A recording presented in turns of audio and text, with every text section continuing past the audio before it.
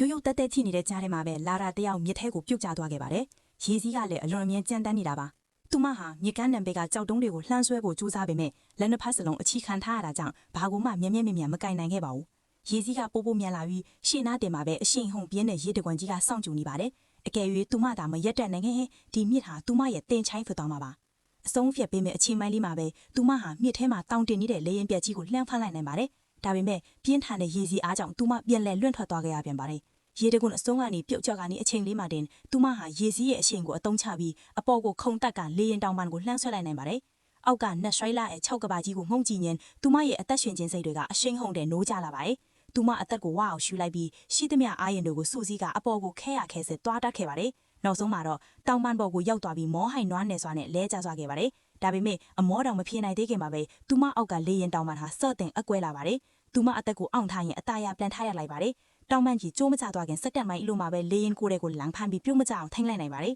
။လေရင်တဲကိုအမြန်သွားဝင်ပြီးအခြေအနေကိုခက်တာထိန်းလိုက်တဲ့အခါအနီးနားမှာတတူပြတစ်ခုကိုတွေ့လိုက်ရပါတယ်။သူမဟာလက်ကကျိုးတွေကိုအဲ့ဒီတတူပြအနားဆောင်နေပွက်ကြိုက်ပြီးအပြင်းထန်စတင်ဖြတ်တောက်ပါတော့တယ်။အဲ့ဒီအချိန်မှာပဲတောင်ပန်မရှိတော့တဲ့လေရင်ဟာရေစီးတန်းကြောင့်တင်းဆောင်လာပါတယ်။သူမကျိုးကိုပုံမြန်ဖြတ်ပါတယ်။နောက်ဆုံးမိနစ်မှာတော့ကျိုးပြတ်သွားပြီးကျမ်းမြင်ကိုလှမ်းဖမ်းလိုက်နိုင်ပေမဲ့အန်ဒီရဲ့ကဝေးမသွားသေးပါဘူး။လေရင်ဟာ6ကမ်းမနေရနှစ်ခုကြားမှာညံ့နေပြီးသူမရဲ့အခြေအနေကအတော်လေးကိုစိုးရိမ်စရာကောင်းနေပါတယ်။သူမရဲ့ခန္ဓာကိုယ်အနှဲငယ်လှုပ်ရှားလိုက်တာနဲ့လေရင်ပြက်ကြီးတစ်ခုလုံးပြိုကျသွားနိုင်တဲ့အနေအထားပါ။ပတ်ဝန်းကျင်ကိုအကဲခတ်လိုက်တဲ့အခါသူမခေါင်းပေါ်မှာတွဲလောင်းကျနေတဲ့လေဒီတစ်ခုကိုတွေ့လိုက်ရပါတယ်။သူမမေးကြောကိုတင်းတင်းစိတ်တစ်ဖက်ကခန္ဓာကိုယ်ကိုအားဖြူပြီးကြံတဲ့လက်တစ်ဖက်နဲ့လေဒီကိုလှမ်းဆွဲလိုက်ပါတယ်။လေဒီကိုဖမ်းမိလိုက်တာနဲ့တပြိုင်နက်သူမအောက်ကလေရင်ပြက်ကြီးဟာအစိတ်စိတ်အမွားမွားပြိုကျသွားပြီးသူမ6ထက်ကိုပြုတ်ကျသွားပါတော့တယ်။သူမလေဒီကျိုးကိုဆွဲဖွင့်လိုက်ပါတယ်။လေဒီကနေရာအချို့ပေါက်ပြန်းနေပေမဲ့သူမရဲ့အရှိန်ကိုတော်တော်လေး short ချပေးနိုင်ခဲ့ပါတယ်။တစ်ကွိုင်းနေနဲ့ညှိပြီးအရှိန်သေးသွားတာကြောင့်မြေပြင်ပေါ်ကိုအသက်ရှင်လေးရဲ့ကျဆင်းနိုင်ခဲ့ပါတယ်။ဒါပေမဲ့ပြုတ်ကျလာတဲ့အရှိန်ကြောင့်တစ်ကွိုင်းတစ်ကွိုင်းကသူမရဲ့ဝမ်းပိုက်ထဲကိုထိုးဆိုင်ဝင်သွားခဲ့ပါပြီ။